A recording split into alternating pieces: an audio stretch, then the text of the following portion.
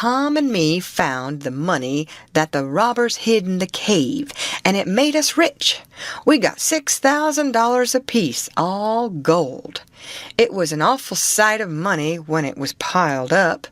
Well, Judge Thatcher, he took it and put it out at interest, and it fetched us $1 a day apiece all the year round, more than a body could tell what to do with. The widow Douglas, she took me for her son and allowed she would civilize me, but it was rough living in the house all the time, considering how dismal, regular, and decent the widow was in all her ways, and so when I couldn't stand it no longer, I lit out. I got into my old rags and my sugar hogshead again, and was free and satisfied.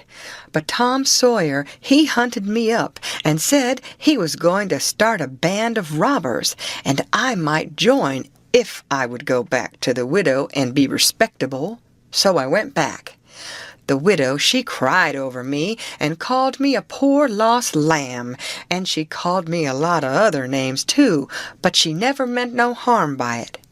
She put me in them new clothes again, and I couldn't do nothing but sweat and feel all cramped up. Well, then the old thing commenced again. The widow rung a bell for supper, and you had to come to time. When you got to the table, you couldn't go right to eatin', but you had to wait for the widow to tuck down her head and grumble a little over the victuals, though there weren't really anything the matter with 'em. That is, nothing, only everything was cooked by itself. In a barrel of odds and ends it is different. Things get mixed up and the juice kind of swaps around and the things go better.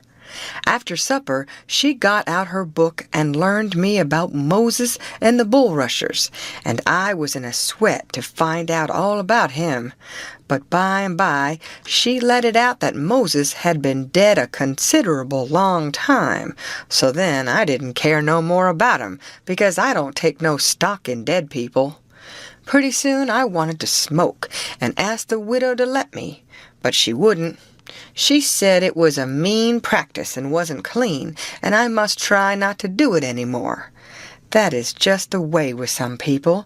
They get down on a thing when they don't know nothing about it.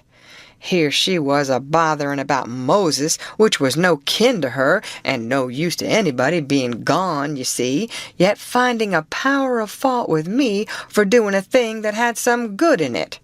And she took snuff, too. Of course, that was all right, because she'd done it herself.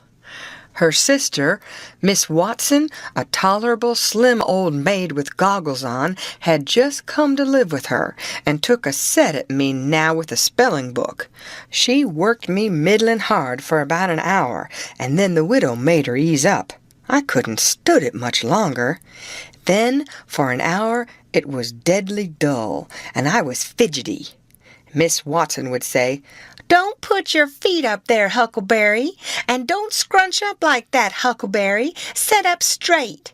And pretty soon she would say, "Don't gap and stretch like that, Huckleberry. Why don't you try to behave?" Then she told me all about the bad place, and I said I wished I was there. She got mad then, but I didn't mean no harm. All I wanted was to go somewheres. All I wanted was a change. I weren't particular. She said it was wicked to say what I said. Said she wouldn't say it for the whole world. She was going to live so as to go to the good place. Well, I couldn't see no advantage in going where she was going, so I made up my mind I wouldn't try for it.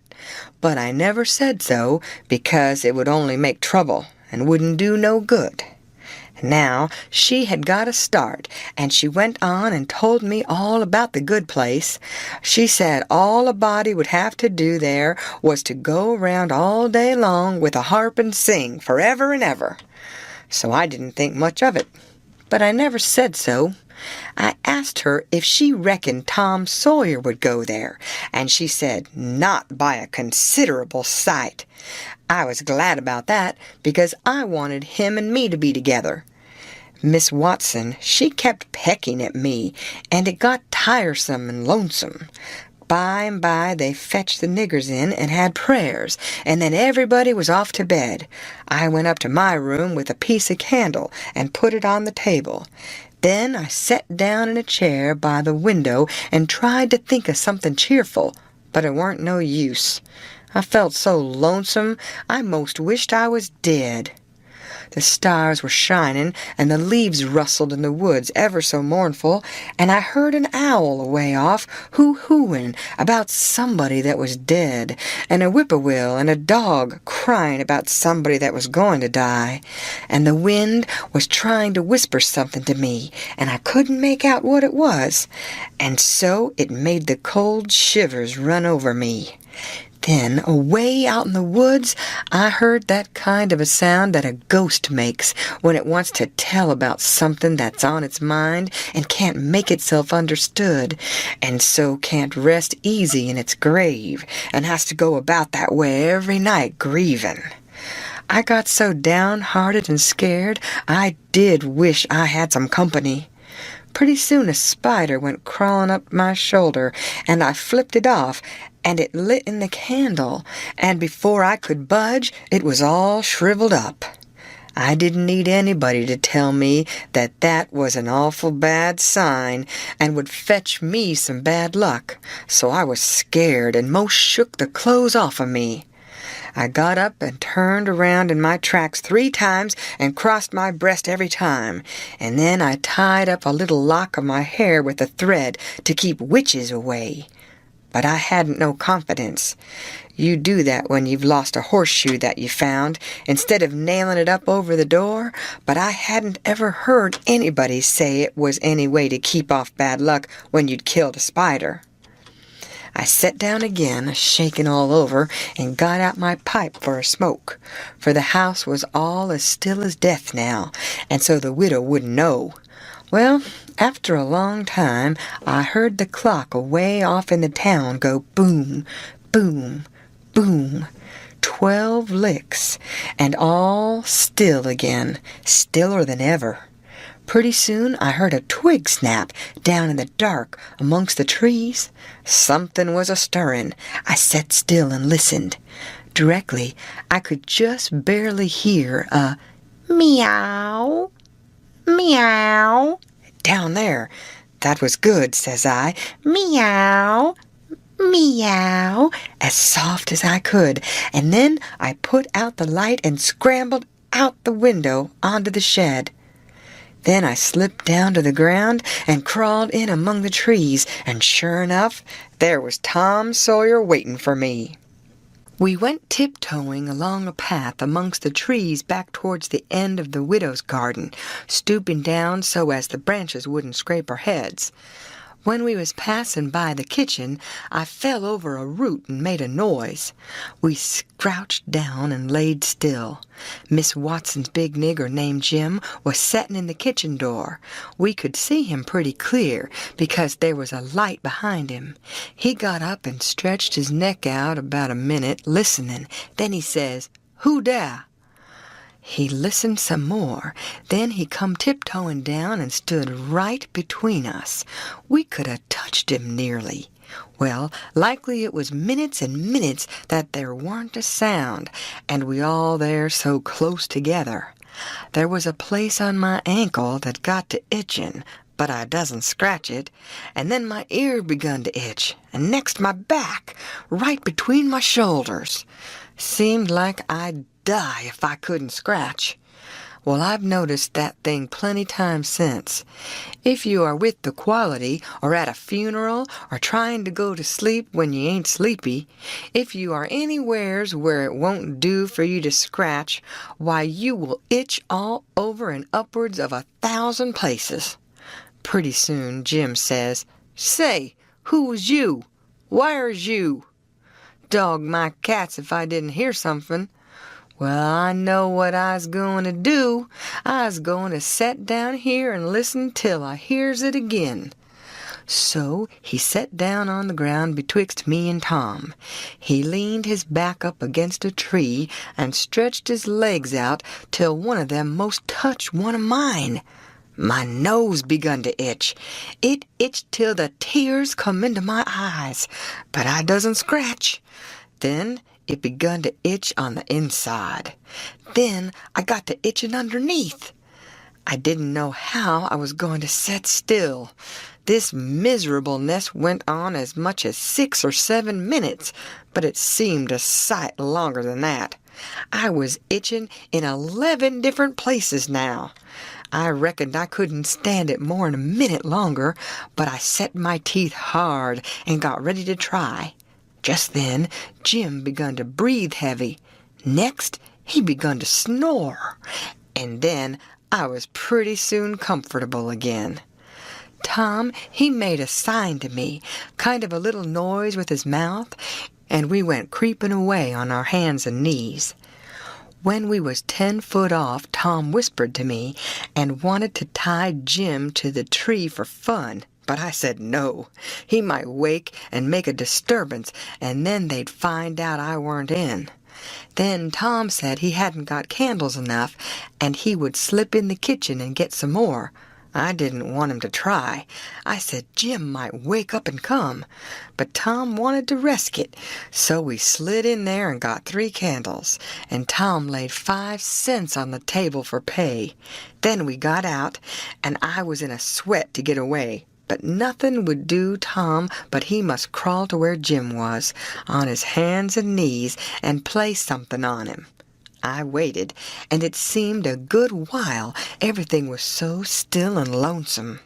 As soon as Tom was back, we cut along the path around the garden fence, and by fetched up on the steep top of the hill the other side of the house. Tom said he slipped Jim's hat off his head and hung it on a limb right over him, and Jim stirred a little, but he didn't wake.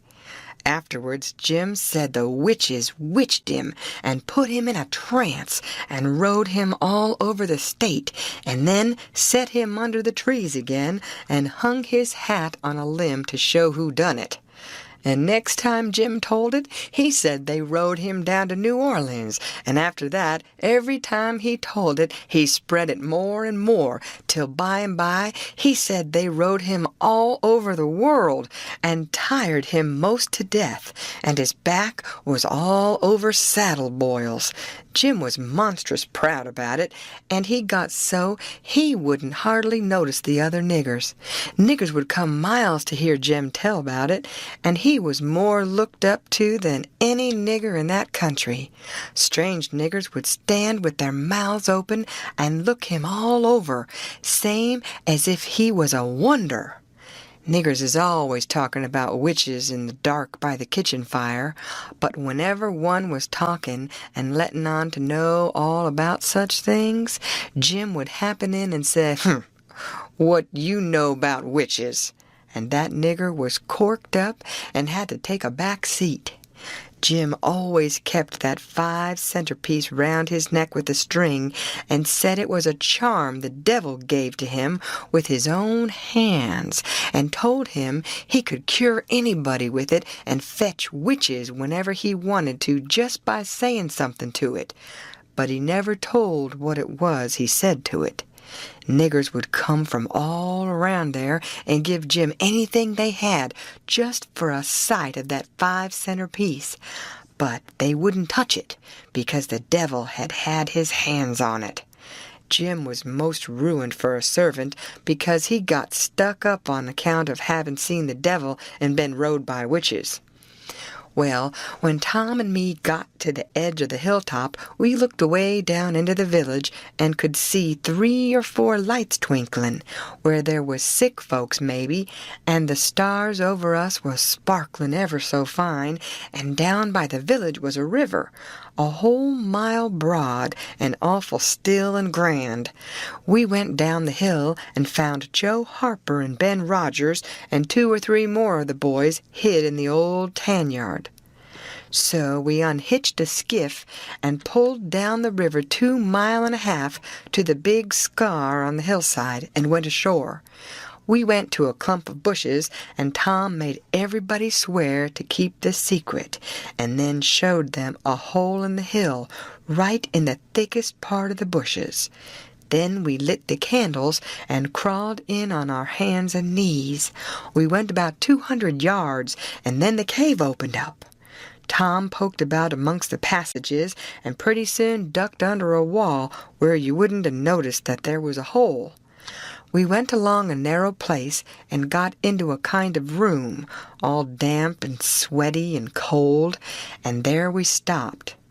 Tom says, "Now we'll start this band of robbers and call it Tom Sawyer's Gang. Everybody that wants to join has to take an oath and write his name in blood."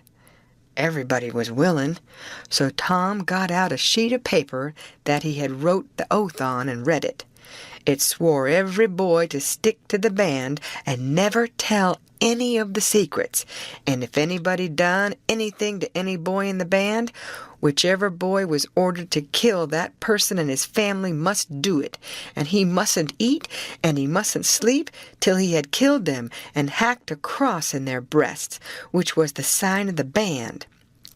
And nobody that didn't belong to the band could use that mark, and if he did, he must be sued, and if he done it again, he must be killed. And if anybody that belonged to the band told the secrets, he must have his throat cut, and then have his carcass burnt up and the ashes scattered all around, and his name blotted off of the list with blood and never mentioned again by the gang, but have a curse put on it and be forgot forever. Everybody said it was a real beautiful oath, and asked Tom if he got it out of his own head.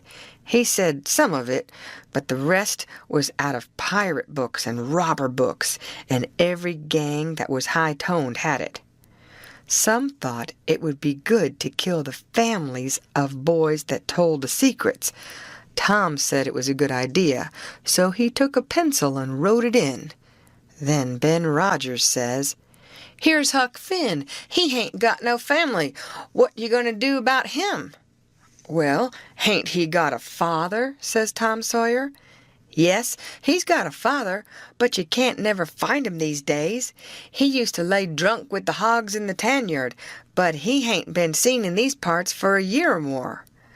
They talked it over, and they was going to rule me out, because they said every boy must have a family or somebody to kill, or else it wouldn't be fair and square for the others. Well, nobody could think of anything to do. Everybody was stumped and set still. I was most ready to cry, but all at once I thought of a way, and so I offered them Miss Watson. They could kill her. Everybody said, "Oh, she'll do. That's all right. Huck can come in." Then they all stuck a pin in their fingers to get blood to sign with, and I made my mark on the paper. "Now," says Ben Rogers, "what's the line of business of this gang?" "Nothing, only robbery and murder," Tom said. "But who are we going to rob? Houses or cattle or stuff? Stealing cattle and such things ain't robbery, it's burglary," says Tom Sawyer. "We ain't burglars. That ain't no sort of style. We are highwaymen. We stop stages and carriages on the road with masks on and kill the people and take their watches and money." "Must we always kill the people?" "Oh, certainly, it's best. Some authorities think different, but mostly it's considered best to kill them, except some that you bring to the cave here and keep them till they're ransomed." "Ransomed? What's that?" "I don't know, but that's what they do. I've seen it in books, and so, of course, that's what we've got to do." "But how can we do it if we don't know what it is?" "Why, blame it all, we've got to do it. Don't I tell you it's in the books? Do you want to go to doing different from what's in the books and get things all muddled up?" "Oh, that's all very fine to say, Tom Sawyer, but how in the nation are these fellows going to be ransomed if we don't know how to do it to them? That's the thing I want to get at. Now, what do you reckon it is?" "Well, I don't know, but perhaps if we keep them till they're ransomed, it means that we keep them till they're dead." "Now, that's something like. That'll answer. Why couldn't you said that before? We'll keep them till they're ransomed to death, and a bothersome lot they'll be, too, eating up everything and always trying to get loose. How you talk, Ben Rogers. How can they get loose when there's a guard over them ready to shoot them down if they move a peg? A guard? Well, that is good. So somebody's got to set up all night and never get any sleep just so as to watch them. I think that's foolishness. Why can't a body take a club and ransom them as soon as they get here? Because it ain't in the book, so that's why. Now, Ben Rogers, do you want to do things regular or don't you? That's the idea. Don't you reckon that the people that made the books knows what's the correct thing to do? Do you reckon you can learn 'em anything? Not by a good deal. No, sir. We'll just go on and ransom them in the regular way. All right, I don't mind, but I say it's a fool way anyhow. Say, do we kill the women too? Well, Ben Rogers, if I was as ignorant as you, I wouldn't let on. Kill the women? No. Nobody ever saw anything in the books like that. You fetch them to the cave, and you're always as polite as pie to them, and by they fall in love with you and never want to go home any more. Well, if that's the way, I'm agreed. But I don't take no stock in it. Mighty soon we'll have the cave so cluttered up with women and fellows waiting to be ransomed that there won't be no place for the robbers. But go ahead, I ain't got nothing to say. Little Tommy Barnes was asleep now, and when they waked him up, he was scared and cried and said he wanted to go home to his ma and didn't want to be a robber any more. So they all made fun of him and called him Crybaby, and that made him mad, and he said he would go straight and tell all the secrets. But Tom give him 5 cents to keep quiet, and said we would all go home and meet next week and rob somebody and kill some people. Ben Rogers said he couldn't get out much, only Sundays, so he wanted to begin next Sunday. But all the boys said it would be wicked to do it on Sunday, and that settled the thing.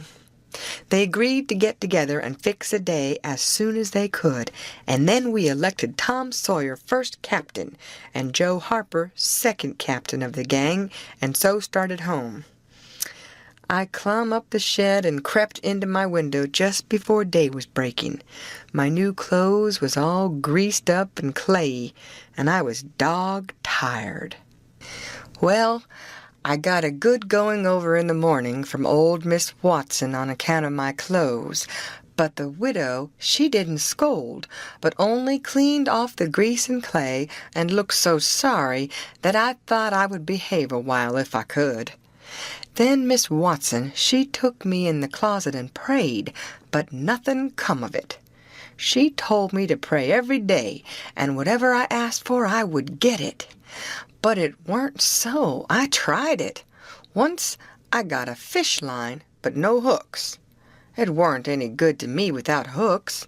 I tried for the hooks 3 or 4 times, but somehow I couldn't make it work. By and by, one day, I asked Miss Watson to try for me, but she said I was a fool.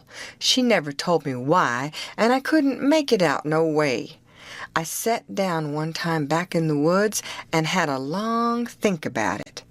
I says to myself, if a body can get anything they pray for, why don't Deacon Wynne get back the money he lost on pork? Why can't the widow get back her silver snuff-box that was stole? Why can't Miss Watson fatten up? No, says I to myself, there ain't nothing in it. I went and told the widow about it, and she said the thing a body could get by praying for it was spiritual gifts. This was too many for me, but she told me what she meant. I must help other people and do everything I could for other people and look out for them all the time and never think about myself. This was including Miss Watson as I took it. I went out in the woods and turned it over in my mind a long time, but I couldn't see no advantage about it except for the other people. So at last I reckoned I wouldn't worry about it any more, but just let it go. Sometimes the widow would take me one side and talk about Providence in a way to make a body's mouth water, but maybe next day Miss Watson would take hold and knock it all down again. I judged I could see that there was two Providences, and the poor chap would stand considerable show with the widow's Providence, but if Miss Watson's got him there weren't no help for him any more. I thought it all out, and reckoned I would belong to the widow's if he wanted me, though I couldn't make out how he was a-going to be any better off than what he was before, seeing I was so ignorant and so kind of low down and ornery. Pap, he hadn't been seen for more than a year, and that was comfortable for me. I didn't want to see him no more. He used to always whale me when he was sober and could get his hands on me, though I used to take to the woods most of the time when he was around. Well, about this time he was found in the river drownded, about 12 mile above town, so people said. They judged it was him anyway, said this drownded man was just his size, and was ragged, and had uncommon long hair, which was all like Pap, but they couldn't make nothing out of the face, because it had been in the water so long it weren't much like a face at all. They said he was floating on his back in the water. They took him and buried him on the bank. But I weren't comfortable long, because I happened to think of something. I knowed mighty well that a drownded man don't float on his back, but on his face. So I knowed then that this warn't Pap, but a woman dressed up in a man's clothes. So I was uncomfortable again. I judged the old man would turn up again by and by, though I wished he wouldn't. We played robber now and then about a month, and then I resigned. All the boys did. We hadn't robbed nobody, hadn't killed any people, but only just pretended. We used to hop out of the woods and go charging down on hog drivers and women in carts taking garden stuff to market, but we never hived any of them. Tom Sawyer called the hogs ingots, and he called the turnips and stuff jewelry. And we would go to the cave and powwow over what we had done and how many people we had killed and marked. But I couldn't see no profit in it. One time Tom sent a boy to run about town with a blazing stick, which he called a slogan, which was the sign for the gang to get together. And then he said he had got secret news by his spies that next day a whole parcel of Spanish merchants and rich Arabs was going to camp in Cave Hollow with 200 elephants and 600 camels and over 1,000 sumpter mules, all loaded down with diamonds. And they didn't have only a guard of 400 soldiers, and so we would lay in ambuscade, as he called it, and kill the lot and scoop the things. He said we must slick up our swords and guns and get ready. He never could go after even a turnip cart, but he must have the swords and guns all scoured up for it, though they was only lath and broomsticks, and you might scour at them till you rotted, and then they weren't worth a mouthful of ashes more than what they was before. I didn't believe we could lick such a crowd of Spaniards and Arabs, but I wanted to see the camels and elephants, so I was on hand next day, Saturday, in the ambuscade, and when we got the word we rushed out of the woods and down the hill, but there weren't no Spaniards and Arabs, and there weren't no camels nor no elephants. It weren't anything but a Sunday school picnic, and only a primer class at that. We busted it up and chased the children up the hollow, but we never got anything but some doughnuts and jam, though Ben Rogers got a rag doll, and Joe Harper got a hymn book and a tract, and then the teacher charged in and made us drop everything and cut. I didn't see no diamonds, and I told Tom Sawyer so. He said there was loads of them there anyway, and he said there was Arabs there too, and elephants and things. I said, why couldn't we see 'em then? He said if I weren't so ignorant, but had read a book called Don Quixote, I would know without asking. He said it was all done by enchantment. He said there was hundreds of soldiers there, and elephants and treasure and so on, but we had enemies, which he called magicians, and they had turned the whole thing into an infant Sunday school, just out of spite. I said, all right, then the thing for us to do was to go for the magicians. Tom Sawyer said I was a numbskull. Why, he said, a magician could call up a lot of genies, and they would hash you up like nothing before you could say Jack Robinson. They are as tall as a tree and as big round as a church. Well, I said, suppose we got some genies to help us. Can't we lick the other crowd then? How you going to get them? I don't know. How do they get them? Why, they rub an old tin lamp or an iron ring, and then the genies come tearing in, with the thunder and lightning a-ripping around, and the smoke a-rolling, and everything they told to do, they up and do it. They don't think nothing of pulling a shot tower up by the roots, and belting a Sunday school superintendent over the head with it, or any other man. Who makes them tear around so? Why, whoever rubs the lamp or the ring. They belong to whoever rubs the lamp or the ring, and they've got to do whatever he says.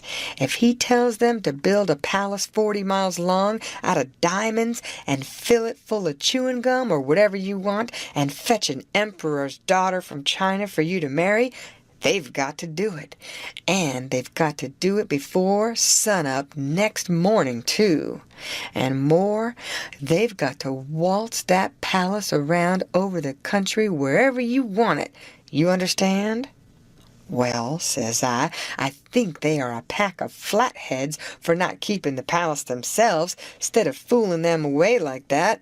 And what's more, if I was one of them, I would see a man in Jericho before I would drop my business and come to him for the rubbing of an old tin lamp. How you talk, Huck Finn. Why, you'd have to come when he rubbed it, whether you wanted to or not. What? And I as high as a tree and as big as a church? All right, then. I would come, but I lay I'd make that man climb the highest tree there was in the country. Shucks, it ain't no use to talk to you, Huck Finn. You don't seem to know anything. Somehow perfect saphead. I thought all this over for 2 or 3 days, and then I reckoned I would see if there was anything in it. I got an old tin lamp and an iron ring, and went out in the woods and rubbed till I sweat like an Injun, calculating to build a palace and sell it. But it warn't no use. None of the genies come. So then I judged that all that stuff was only just one of Tom Sawyer's lies. I reckoned he believed in the Arabs and the elephants, but as for me, I think different. It had all the marks of a Sunday school. Well, 3 or 4 months run along, and it was well into the winter now. I had been to school most all the time, and could spell and read and write just a little, and could say the multiplication table up to 6 times 7 is 35, and I don't reckon I could ever get any further than that if I was to live forever. I don't take no stock in mathematics anyway. At first I hated the school, but by and by I got so I could stand it. Whenever I got uncommon tired, I played hooky, and the hiding I got next day done me good and cheered me up. So the longer I went to school, the easier it got to be. I was getting sort of used to the widow's ways, too, and they weren't so raspy on me. Living in a house and sleeping in a bed pulled on me pretty tight mostly, but before the cold weather I used to slide out and sleep in the woods sometimes, and so that was a rest to me. I liked the old ways best, but I was getting so I liked the new ones too a little bit. The widow said I was coming along slow but sure and doing very satisfactory. She said she weren't ashamed of me. One morning, I happened to turn over the salt cellar at breakfast. I reached for some of it as quick as I could to throw over my left shoulder and keep off the bad luck, but Miss Watson was in ahead of me and crossed me off. She says, "Take your hands away, Huckleberry. What a mess you are always making." The widow put in a good word for me, but that weren't going to keep off the bad luck. I knowed that well enough. I started out after breakfast feeling worried and shaky and wondering where it was going to fall on me and what it was going to be. There is ways to keep off some kinds of bad luck, but this wasn't one of them kind, so I never tried to do anything, but just poked along low-spirited and on the watch-out. I went down to the front garden and clumb over the stile where you go through the high board fence. There was an inch of new snow on the ground, and I seen somebody's tracks. They had come up from the quarry and stood around the stile a while and then went on around the garden fence. It was funny they hadn't come in after standing around so. I couldn't make it out. It was very curious somehow. I was going to follow around, but I stooped down to look at the tracks first. I didn't notice anything at first, but next I did. There was a cross in the left boot heel made with big nails to keep off the devil. I was up in a second and shinning down the hill. I looked over my shoulder every now and then, but I didn't see nobody. I was at Judge Thatcher's as quick as I could get there. He said, "Why, my boy, you are all out of breath. Did you come for your interest?" "No, sir," I says. "Is there some for me?" "Oh, yes, a half-yearly is in last night, over $150, quite a fortune for you. You had better let me invest it along with your $6,000, because if you take it, you'll spend it." "No, sir," I says, "I don't want to spend it. I don't want it at all, nor the $6,000 nother. I want you to take it. I want to give it to you, the $6,000 and all." He looked surprised. He couldn't seem to make it out. He says, "Why, what can you mean, my boy?" I says, "Don't you ask me no questions about it, please. You'll take it, won't you?" He says, "Well, I'm puzzled. Is something the matter?" "Please take it," says I, "and don't ask me nothing. Then I won't have to tell no lies." He studied it a while, and then he says, "Oh, ho, ho, I think I see. You want to sell all your property to me, not give it. That's the correct idea." Then he wrote something on a paper and read it over and says, "There, you see it says, 'for a consideration.' That means I have bought it of you and paid you for it. Here's $1 for you. Now you sign it." So I signed it and left. Miss Watson's nigger Jim had a hairball as big as your fist, which had been took out of the fourth stomach of an ox, and he used to do magic with it. He said there was a spirit inside of it, and it knowed everything. So I went to him that night and told him Pap was here again, for I found his tracks in the snow. What I wanted to know was what he was going to do, and was he going to stay? Jim got out his hairball and said something over it, and then he held it up and dropped it on the floor. It fell pretty solid and only rolled about an inch. Jim tried it again and then another time, and it acted just the same. Jim got down on his knees and put his ear against it and listened. But it warn't no use. He said it wouldn't talk. He said sometimes it wouldn't talk without money. I told him I had an old slick counterfeit quarter that warn't no good because the brass showed through the silver a little, and it wouldn't pass nohow, even if the brass didn't show, because it was so slick it felt greasy, and so that would tell on it every time. I reckoned I wouldn't say nothing about the $1 I got from the judge. I said it was pretty bad money, but maybe the hairball would take it, because maybe it wouldn't know the difference. Jim smelt it and bit it and rubbed it and said he would manage so the hairball would think it was good. He said he would split open a raw Irish potato and stick the quarter in between and keep it there all night, and next morning you couldn't see no brass, and it wouldn't feel greasy no more, and so anybody in town would take it in a minute, let alone a hairball. Well, I knowed a potato would do that before, but I had forgot it. Jim put the quarter under the hairball and got down and listened again. This time he said the hairball was all right. He said it would tell my whole future if I wanted it to. I says, go on. So the hairball talked to Jim, and Jim told it to me. He says, "Yo' old father don't know yit what he's a-goin' to do. Sometimes he spec he'll go away, and then again he spec he'll stay. De best way is to rest easy and let de old man take his own way. Dey's 2 angels hovering round about him. One of 'em is white and shiny, and the other one is black. The white one gets him to go right a little while, then the black one sail in and bust it all up. A body can't tell yet which one is going to fetch him at the last. But you is all right. You going to have considerable trouble in your life and considerable joy.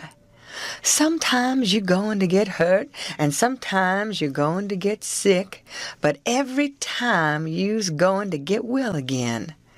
Dey's 2 gals flying about you in your life. One of 'em's light and the other one is dark. One is rich and the other is po'. You's going to marry the po' one first and the rich one by and by. You wants to keep way from the water as much as you can and don't run no risk, case it's down in the bills that you's going to get hung." When I lit my candle and went up to my room that night, there sat Pap, his own self. I had shut the door to, then I turned around and there he was. I used to be scared of him all the time. He tanned me so much. I reckoned I was scared now, too. But in a minute I see I was mistaken. That is, after the first jolt, as you may say, when my breath sort of hitched, he being so unexpected, but right away after I see I warn't scared of him worth bothering about. He was most 50, and he looked it. His hair was long and tangled and greasy and hung down, and you could see his eyes shining through like he was behind vines. It was all black, no gray, so was his long, mixed-up whiskers. There warn't no color in his face, where his face showed. It was white. Not like another man's white, but a white to make a body sick, a white to make a body's flesh crawl, a tree-toad white, a fish-belly white. As for his clothes, just rags, that was all. He had one ankle resting on the other knee, the boot on that foot was busted, and 2 of his toes stuck through, and he worked them now and then. His hat was laying on the floor, an old black slouch with the top caved in like a lid. I stood a-looking at him. He set there a-looking at me, with his chair tilted back a little. I set the candle down. I noticed the window was up, so he had clumb in by the shed. He kept a-looking me all over. By and by he says, "Starchy clothes, very. You think you're a good deal of a big bug, don't you?" "Maybe I am, maybe I ain't," I says. "Don't you give me none of your lip," says he.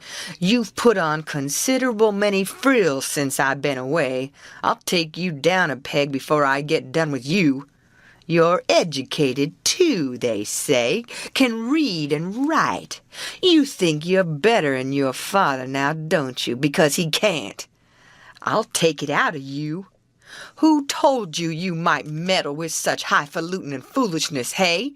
Who told you you could?" "The widow, she told me." "The widow, hey?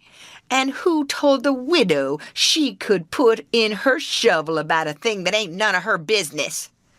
Nobody never told her. Well, I'll learn her how to meddle. And looky here, you dropped that school, you hear? I'll learn people to bring up a boy to put on airs over his own father and let on to be better 'n what he is. You let me catch you fooling around that school again, you hear? Your mother couldn't read, and she couldn't write nuther before she died. None of the family couldn't before they died. I can't. And here you're a-swelling yourself up like this. I ain't the man to stand it, you hear? Say, let me hear you read.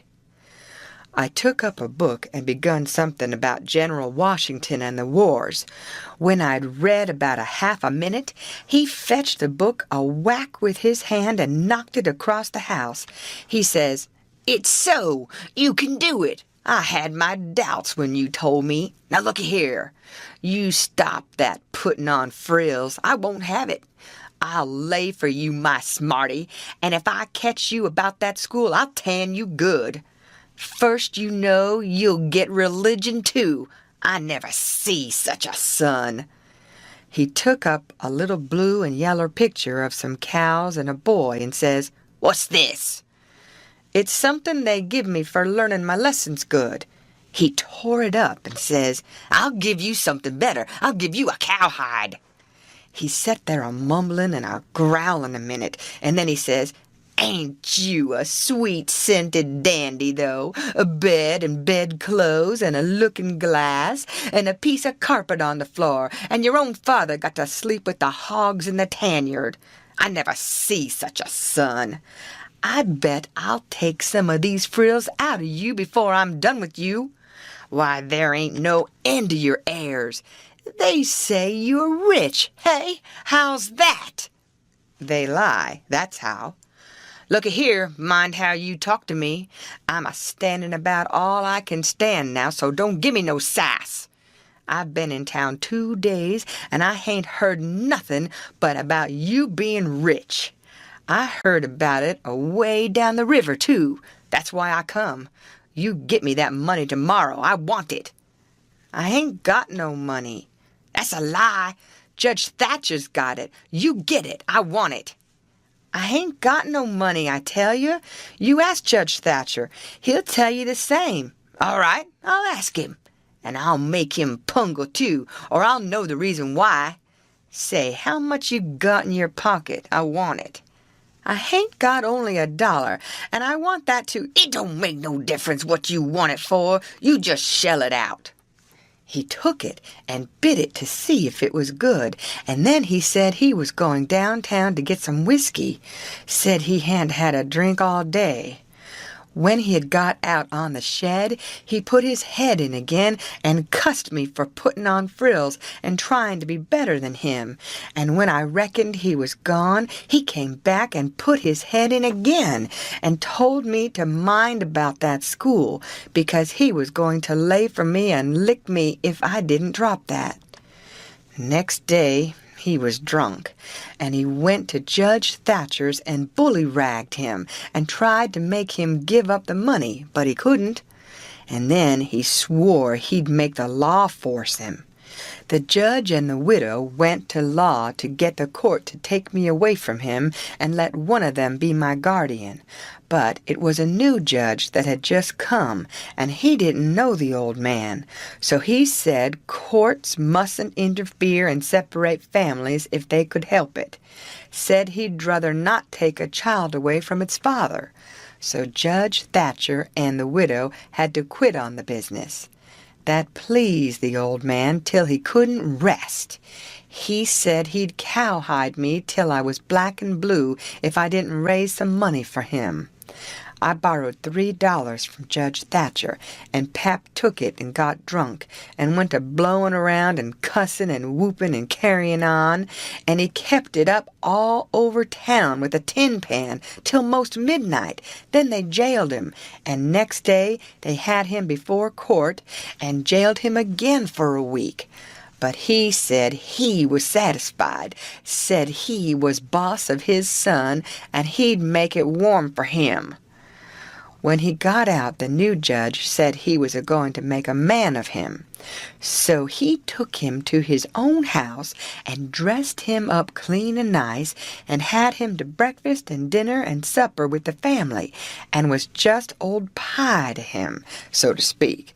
And after supper he talked to him about temperance and such things till the old man cried and said he'd been a fool and fooled away his life, but now he was a-going to turn over a new leaf and be a man nobody wouldn't be ashamed of, and he hoped the judge would help him and not look down on him. The judge said he could hug him for them words, so he cried, and his wife, she cried again. Pap said he'd been a man that had always been misunderstood before, and the judge said he believed it. The old man said that what a man wanted that was down was sympathy, and the judge said it was so they cried again. And when it was bedtime, the old man rose up and held out his hand and says, "Look at it, gentlemen and ladies all. Take a hold of it. Shake it. There's a hand that was the hand of a hog, but it ain't so no more. It's the hand of a man that started in on a new life, and'll die before he'll go back. You mark them words. Don't forget I said them. It's a clean hand now. Shake it. Don't be afeard." So they shook it, one after the other, all round, and cried. The judge's wife, she kissed it.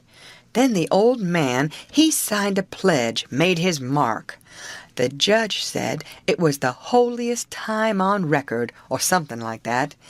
Then they tucked the old man into a beautiful room, which was the spare room, and in the night sometime he got powerful thirsty and clumb out onto the porch roof and slid down a stanchion and traded his new coat for a jug of 40 rod and clumb back again and had a good old time. And towards daylight he crawled out again, drunk as a fiddler, and rolled off the porch and broke his left arm in 2 places, and was most froze to death when somebody found him after sunup. And when they come to look at that spare room, they had to take soundings before they could navigate it. The judge, he felt kind of sore. He said he reckoned a body could reform the old man with a shotgun maybe, but he didn't know no other way. Well, pretty soon the old man was up and around again, and then he went for Judge Thatcher in the courts to make him give up that money, and he went for me, too, for not stopping school. He catched me a couple of times and thrashed me, but I went to school just the same and dodged him or outrun him most of the time. I didn't want to go to school much before, but I reckoned I'd go now to spite Pap. That law trial was a slow business. Appeared like they weren't ever going to get started on it, so every now and then I'd borrow $2 or $3 off of the judge for him to keep from getting a cowhiding. Every time he got money he got drunk, and every time he got drunk he raised Cain around town, and every time he raised Cain he got jailed. He was just suited. This kind of thing was right in his line. He got to hanging around the widows too much, and so she told him at last that if he didn't quit using around there, she would make trouble for him. Well, wasn't he mad? He said he would show who was Huck Finn's boss. So he watched out for me one day in the spring and catched me, and took me up the river about 3 mile in a skiff, and crossed over to the Illinois shore where it was woody and there weren't no houses but an old log hut in a place where the timber was so thick you couldn't find it if you didn't know where it was. He kept me with him all the time, and I never got a chance to run off.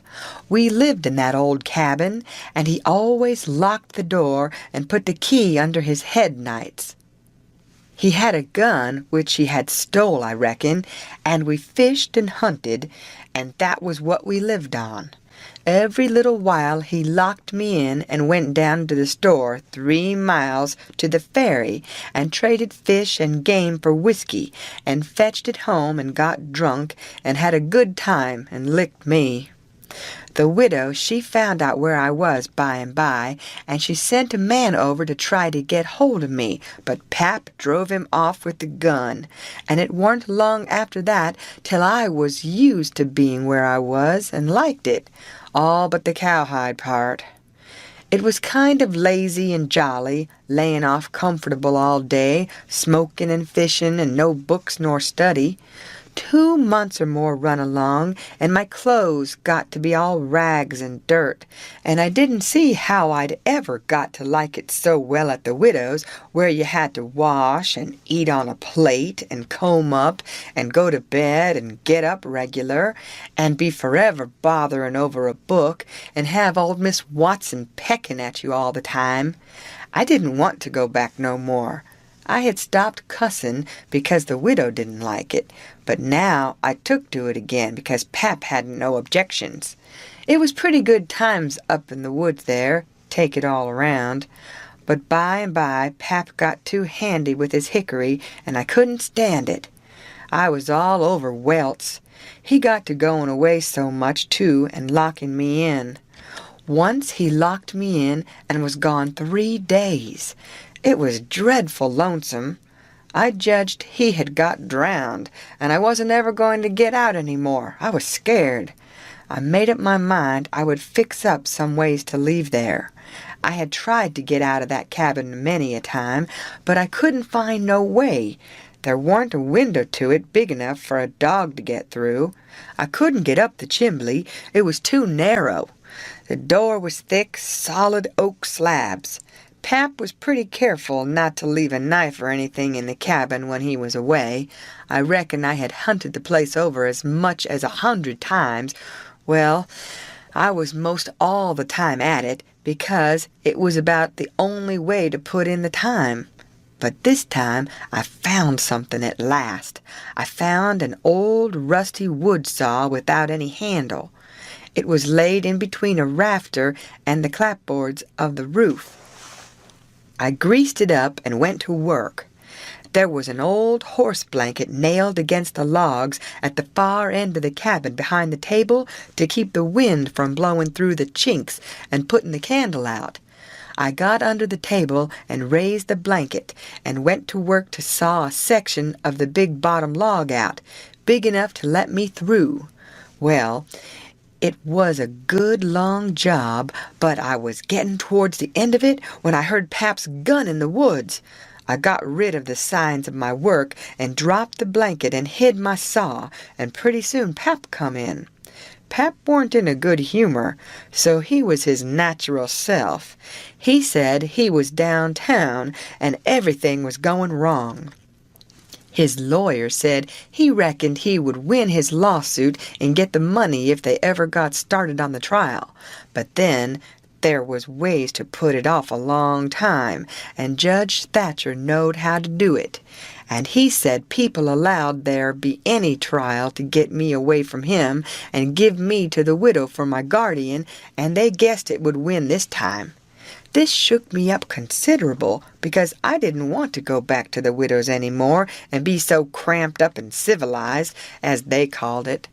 Then the old man got to cussin' and cussed everything and everybody he could think of, and then cussed them all over again to make sure he hadn't skipped any. And after that he polished off with a kind of a general cuss all round, including a considerable parcel of people which he didn't know the names of, and so called them what's-his-name when he got to them, and went right along with his cussin'. He said he would like to see the widow get me. He said he would watch out, and if they tried to come any such game on him, he knowed of a place 6 or 7 mile off to stow me in, where they might hunt till they dropped and they couldn't find me. That made me pretty uneasy again, but only for a minute. I reckoned I wouldn't stay on hand till he got that chance. The old man made me go to the skiff and fetch the things he had got. There was a 50-pound sack of cornmeal and a side of bacon, ammunition, and a 4-gallon jug of whiskey, and an old book, and 2 newspapers for wadding, besides some tow. I toted up a load and went back and sat down on the bow of the skiff to rest. I thought it all over, and I reckoned I would walk off with the gun and some lines and take to the woods when I run away. I guessed I wouldn't stay in one place, but just tramp right across the country, mostly night times, and hunt and fish to keep alive, and so get so far away that the old man nor the widow couldn't ever find me any more. I judged I would saw out and leave that night if Pap got drunk enough, and I reckoned he would. I got so full of it I didn't notice how long I was staying till the old man hollered and asked me whether I was asleep or drownded. I got the things all up to the cabin, and then it was about dark. While I was cooking supper, the old man took a swig or two and got sort of warmed up and went to ripping again. He had been drunk over in town and laid in the gutter all night, and he was a sight to look at. A body would have thought he was Adam. He was just all mud. Whenever his liquor begun to work, he most always went for the government. This time he says, "Call this a government? Why, just look at it and see what it's like. Here's the law standing ready to take a man's son away from him, a man's own son, which he has had all the trouble and all the anxiety and all the expense of raising. Yes, just as that man has got that son raised at last and ready to go to work and begun to do something for him and give him a rest, the law up and goes for him. And they call that government. That ain't all nother. The law backs that old Judge Thatcher up and helps him to keep me out of my property. Here's what the law does. The law takes a man worth $6,000 and upwards and jams him into an old trap of a cabin like this and lets him go round in clothes that ain't fitting for a hog. They call that government. A man can't get his rights in a government like this. Sometimes I've a mighty notion to just leave the country for good and all. Yes, and I told him so. I told old Thatcher so to his face. Lots of 'em heard me and can tell what I said. Says I, for 2 cents, I'd leave the blamed country and never come a near it again. Them's the very words. I says, look at my hat, if you call it a hat, but the lid raises up, and the rest of it goes down till it's below my chin, and then it ain't rightly a hat at all, but more like my head was shoved up through a jint of stovepipe. Look at it, says I, such a hat for me to wear. One of the wealthiest men in this town if I could get my rights. Oh, yes, this is a wonderful government, wonderful. Why, looky here. There was a free nigger there from Ohio, a mulatto, most as white as a white man. He had the whitest shirt as you ever see, too, and the shiniest hat. And there ain't a man in that town that's got as fine clothes as what he had. And he had a gold watch and chain, and a silver-headed cane, the awfulest old gray-headed nabob in the state. And what do you think? They said he was a professor in a college and could talk all kinds of languages and knowed everything. And that ain't the worst. They said he could vote when he was at home. Well, that let me out. Thinks I, what is the country a-comin' to? It was 'lection day, and I was just about to go and vote myself if I weren't too drunk to get there. But when they told me there was a state in this country where they'd let that nigger vote, I drawed out. I says, I'd never vote again. Them's the very words I said.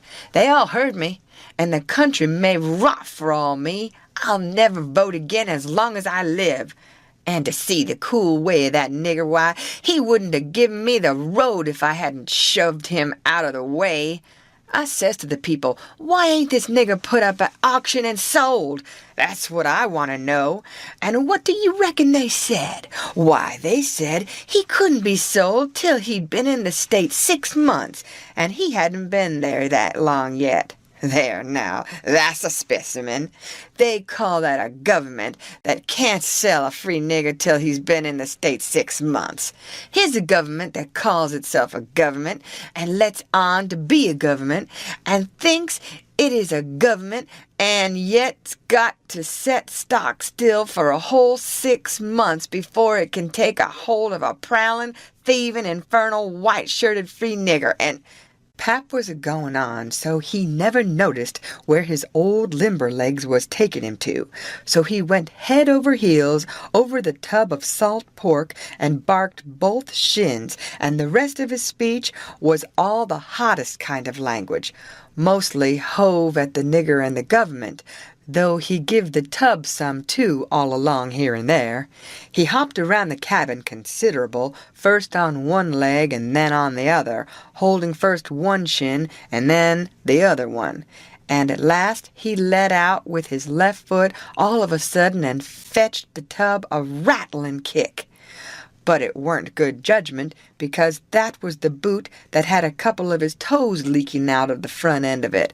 So now he raised a howl that fairly made a body's hair raise, and down he went in the dirt and rolled there and held his toes, and the cussin' he done then laid over anything he had ever done previous. He said so his own self afterwards. He had heard old Sowberry Hagan in his best days, and he said it laid over him, too, but I reckon that was sort of piling it on, maybe. After supper, Pap took the jug and said he had enough whiskey there for 2 drunks and 1 delirium tremens. That was always his word. I judged he would be blind drunk in about an hour, and then I would steal the key or saw myself out, one or the other. He drank and tumbled down on his blankets by and by, but luck didn't run my way. He didn't go sound asleep, but was uneasy. He groaned and moaned and thrashed around this way and that for a long time. At last, I got so sleepy I couldn't keep my eyes open all I could do, and so before I knowed what I was about, I was sound asleep and the candle burning.